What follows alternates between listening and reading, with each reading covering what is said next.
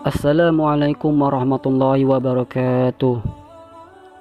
Sahabat rahimakumullah yang dimuliakan Allah Subhanahu wa taala. Tahajud adalah salat malam yang istimewa karena memiliki banyak keutamaan. Namun di balik itu terdapat sebuah alasan yang membuat seseorang ahli tahajud tidak mendapat jaminan surga, padahal ia rajin salat selama 20 tahun. Perintah salat tahajud ini sebagaimana disebutkan dalam Al-Quran surat Al-Isra ayat 79. Dan pada sebagai malam hari bersembahyang tahajudlah kamu sebagai suatu ibadah tambahan bagimu. Mudah-mudahan Tuhanmu mengangkat kamu ke tempat yang terpuji. Dalam dalil lain, Rasulullah SAW bersabda, sebaik-baiknya puasa setelah puasa Ramadan adalah puasa pada bulan Allah. Sebaik-baiknya solat setelah solat wajib adalah solat malam. Hadis riwayat Muslim. Ada sebuah kisah tentang seorang ahli tahajud yang bernama Abu bin Hasim. Ia sangat rajin melakukan solat tahajud selama 20 tahun dan tidak pernah meninggalkannya. Suatu hari, saat ia hendak mengambil air wudhu, ada sesuatu yang membuatnya terkejut. Ia melihat ada sosok yang duduk di depan pekarangannya. Abu bin Hasim bertanya kepadanya, "Wahai hamba Allah, siapakah engkau?" Orang tersebut tersenyum lalu berkata, "Saya adalah malaikat utusan Allah." Lalu Abu bin Hasim bertanya kembali, "Apa yang kamu lakukan di sini?" Malaikat tersebut menjawab, "Saya diberitahu untuk menemukanmu pelayan Allah."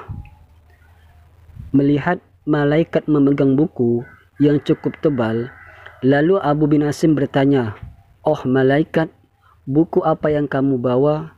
Malaikat menjawab, "Ini adalah koleksi nama-nama kekasih Allah Subhanahu wa taala." Mendengar ucapan malaikat tersebut, Abu bin Hasim berharap ada namanya tercatat karena ia telah rajin salat tahajud selama 20 tahun. Lalu ia pun bertanya, "Oh malaikat, apakah namaku tertera dalam buku yang kamu bawa?" Ia percaya bahwa namanya akan tercatat. Malaikat mengatakan, "Saya akan buka." Malaikat pun membuka buku besar tersebut.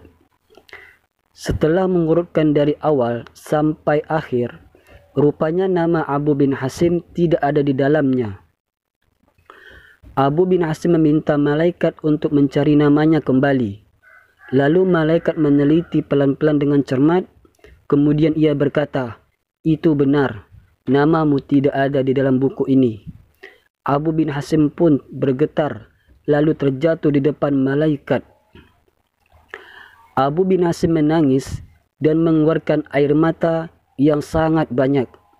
Ia menyesali dan berkata, "Kehilangan diri saya yang selalu berdiri setiap malam tahajud dan bermunajat, tapi nama saya tidak ada di dalam kelompok pecinta Allah." Keluhnya yang masih menangis sesegukan.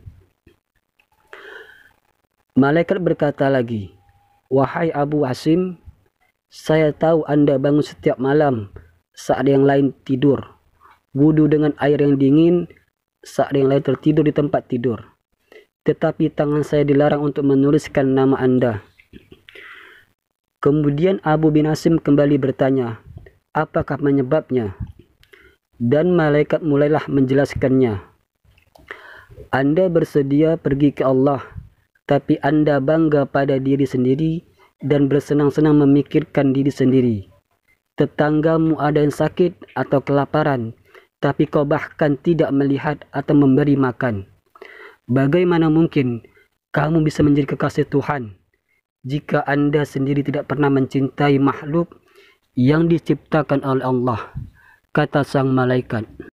Mendengar apa yang disampaikan malaikat, Abu bin Hasim serasa disambar petir di siang bolong. Dia menyadari bahwa hubungan pemujaan manusia tidak hanya untuk Allah Subhanahu wa taala, tetapi juga untuk sesama manusia.